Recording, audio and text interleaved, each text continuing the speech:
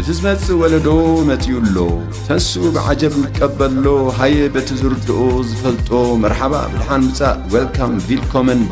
بنفينوتو نبلو عبو نقدر حبو ما يوعينا قرو نحسبو نبلعيو نستيو نزقبو نمامكو قابن دربو نسنيو نخببو بتروبا بتقبو مسعبيخ عجبو يمهار يزنعيو ينببو تبهلي تاريخ عدبو عدرخا نبلو نلابو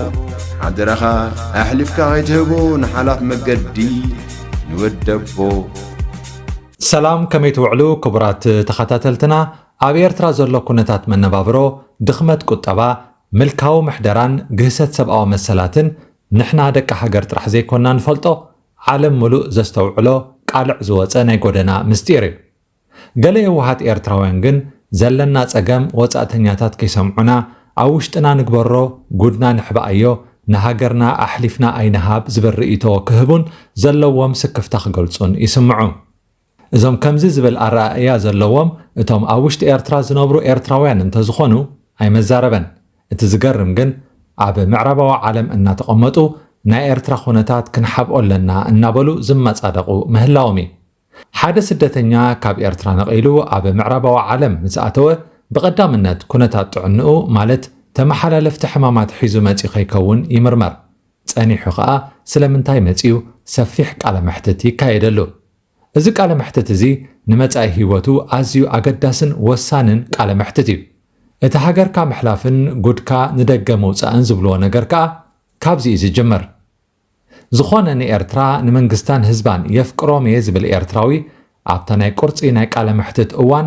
ኩሉ ኣብ ኤርትራ ዝካየድ ግፍዕታት ዘርዚር እዩ ዘቐምጦም እዚ ቃለ መሕትት ብመንግስቲ እዩ ዝካየድ እቲ ፋይል ከዓ ብስርዓት እዩ ዝዕቀብ ንዝተፈላለዩ ዓበይቲ መንግስታት ካብቲ ቃለ መሕትት ተበጊሶም ኣብ ኤርትራ ዘሎ ኩነታት ከመይ ከም ዝመስል ክርድኡ እውን ይሕግዞም እሞ ኣብ ከምዚ ዝበለ ከቢድ ናይ ሓበሬታ ምእካብ ስራሕ ዝተዋፈረ ስደተኛ ደኣ ብኸመይ መንገዲ እዩ ብዛዕባ ሃገርና ምስ ወፃእተኛታት ኣይንዛረብ ኢሉ ክመክር ዝኽእል ንሱ ባዕሉ ደይኮነን ንሃገሩ ብናይ መንበሪ ፍቓድ ሃገራት ምዕራብ ኣሕሊፉ ይሂብዋ ወረ ብዙሓት ኣለዉ መንግስቲ መታን ከኣምኖም ቤት ፅሕፈታት ደንበ ተቃውሞ እናኹሕኩሑ ተቃዋሚ ምዃነይ ወረቐት ፀሓፈለይ እናበሉ ዝልምኑ እቲ ሙስሊምነት ዓቐኑ ከም ዝሓለፈ ብኸመይ ይፍለጥ እንተኢልና ሓደ ቁኑዕ ኤርትራዊ ንሓደ ካልእ ዘይንሱ ክመስል ዝደሊ ኤርትራዊ ስለምንታይ ብዛዕባ ዘለናዮ ኩነታት ዘይትዛረብ ወይ ዘይትቃወም ምስ በሎ ኣነ ሃገረይ ኣሕሊፈ ኣይህብን ኢሉ ክምልስ እንከሎ እዩ ኣሕሊፍካ ምሃብ ብቐንዱ እንታይ ማለት እዩ ኣብ 21 ክፍለ ዘመን ዓለም ኣብ ኤርትራ እንታይ ዓይነት ምሕደር ኣሎን ከመይ ዝበለ ግፍዕታት ይፍጸማሎን ክጠፍኣ ይኽእል እዩ ማለት ድዩ እዛ ሃገር ፍርቁ ህዝባ ንስደት ፈሊሱ እንከለኸ ብኸመይ እዩ ፀገማ ክሕባእ ዝድለ ዘሎ እዚ እኮ ናይ ሰብ ሓዳር ጉዳይ ኣይኮነን ብምስጢር ዝተሓዝ ወተሃደራዊ ሓበሬታ እውን ኣይኮነን ኣብ ኤርትራ ሕፅረታት ማይ መብራህቲ መጓዓዝያ ኢንተርነት ኣባይቲ ነዳዲ ከም ዘሎ ኣይኮነን ተራ ኤርትራዊ ኢሳያስ ባዕሉ ደይኮነን ብዕሊ ዝዛረበሉ ኤርትራ ትመሓደረሉ ቅዋም ከም ዘይብላ እውን እቲ መራሒ ብወቅዒ ከም ምዝራብ ተሰኪፉ ይፈልጥን ናይ ኤርትራ ነገር ሓቢእካ ዝሕባእ ኣይኮነን ብፍላይ ዘለናዮ ዘመን ናይ ሓበሬታ ዘመን ስለ ዝኾነ ኩሉ ነገር ካብ ንፋስ ብዝቕልጥፍ ፍጥነት እዩ ዝፍለጥ ስለዚ ምሕባእ ዘይኮነ ፍታሕ ምንዳእ እዩ ዘዋፅእ እምበር ጉድ ኤርትራ ደኣ ህግደፍ እውን ክኸውሎ ስለ ዘይክእል እኮ ንዝኾነ ወፃእተኛ ብኤርትራ ቪድዮ ንኽሰርሕ ቪዛ ክዕድል ይውዕል ኣሎ ንዑ ረኣይዎ ሃገርና ከመይ ኢላ ፈሪሳ ከም ዘላ ቀሪፅኩም ንዓለም ኣቃልዑ እናበለ ደይኮነን ንነጠፍቲ ማሕበራዊ መራኸቢታት ዓለም ዝዕድም ዘሎ ስለዚ ሓባእ ቁስሉ ሓባእ ፈውሱ ከይኮነና ቁስልና ኩሉ ክፈልጦ ክንፅዕር ኣለና ናይ ዕቑባ ቃለ መሕትት ምስ ኣካየድናን ንደልዮ ጥቕሚ ክትረክብ ኢልናን ጥራሕ ብዛዕባ ሃገርና ሓቂ ኣይንዛረብ ኩሉ ግዜ ክንዛረብ ኣለና ሓደ እዋን እዩ ሓደ ኤርትራዊ ብባሕሪ ኣቢሉ ናብ ኢጣልያ ይኣቱ እሞ ኣብታ ሃገር ከም ድላዩ ዝነብር መሲልዎ ናበየነይቲ ከተማ እንትኸድኩ ይሕሸኒ ኢሉ ኣብ ሓሳብ ይኣቱ ፖሊስ ኢጣልያ ግን ሒዞም ናብ ሓደ ዕፁው ማዓስከር ስደተኛታት ይእትውዎ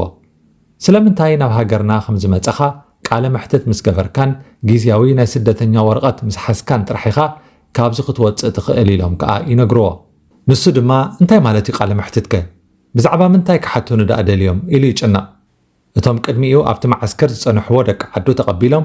ብዛዕባ ኣብ ኤርትራ ዘሎ ኩነታትን ንዓኻ ብውልቅኻ ንስደት ንኽትወፅእ ካብ ዝቐሰቡኻ ምኽንያታትን ክፈልጡ ደልዮም እዮም ነዚ ምስ ፈለጡ እዮም ከዓ ምኽንያትካ ብቑዕን ቅቡልን እንተኾይኑ መንበሪ ፍቓድ ዝህቡኻ በልዎ ንሱ ግን ኣይተዋሕጠሉን ነዞም ጸዓዱ ደየ ብዛዕባ ሃገረይ ክነግሮም ኣነስ ንሃገረይ ኣሕሊፈ ክህብ ኢሉ ዝኽፍክፍ ከም ዝበሎ ይነግሮም ብዝኾነ ንሳ ከይገበረ ከም ዘይወፅእ ጸኒሑ እውን ዕቑባ ከም ዘይወሃቦን ምስ ኣረጋገጸ ነታ ቃለ መሕትት ኣትይዋ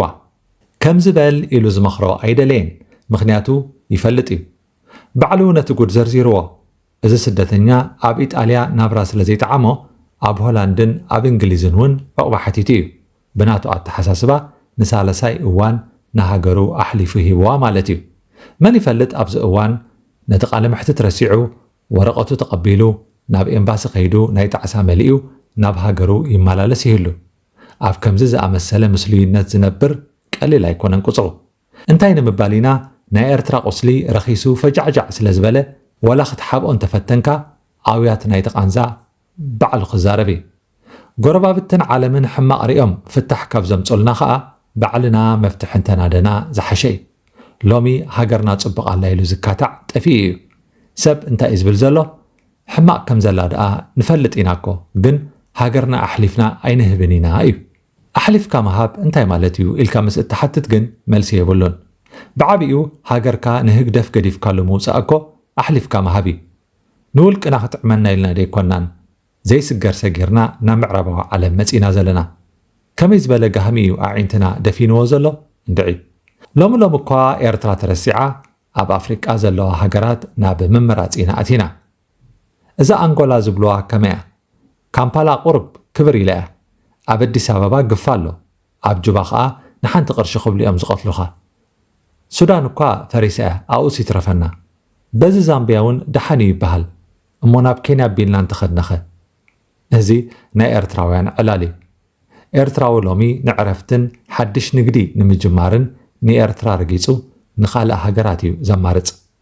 እዚ ንባዕሉ ንሃገርካ ኣሕሊፍካ መሃብ ኣይኮነን ድዩ እዛ ኩላ ንሃገረይ ኣሕሊፈ ኣይህብን እየ ትብል ዘላ ኣብ ደገ ዶ ኣይኮነትን ትነብር ዘላ መን ንመን እሞ ሃገራዊ ክኾነሉ ሙስሊም ምዃን ጥዕና ኣይኮነን ሓቂ እዩ ምቾት ዝፈጥር ሃገርና ናብ ህግደፍ ኣሕሊፍና ሂብናያ ኣርሒቕና ተሰዲድና ኣለና ስለዚ ንኤርትራ ንረከባ እሞ ንህነፃ ምባል ነውሪ ዘረባ ኣይኮነን እቲ ዝኸፍአ ነገር ሕልናኻ ንኸንቱ ነገር ኣሕሊፍካ መሃብ እዩ መስትያት ቤትና መስትያት ቤትና ንሓቀኛ ምስሊ ኤርትራ ንምንጽብራቕ ዝተፈላለየ ጽሑፋት ተንቀሳቓሲ ምስልታትን ቃለ መሕትታትን ሒዛ ብዘካርያስ ገብረኣብ እናተዳለወት እትቐርብ መደብ እያ كفوت لساني من يزعصوني عيسجدن علي عبطاقوت ملاخي قطاوخي قنا مسلي فتحي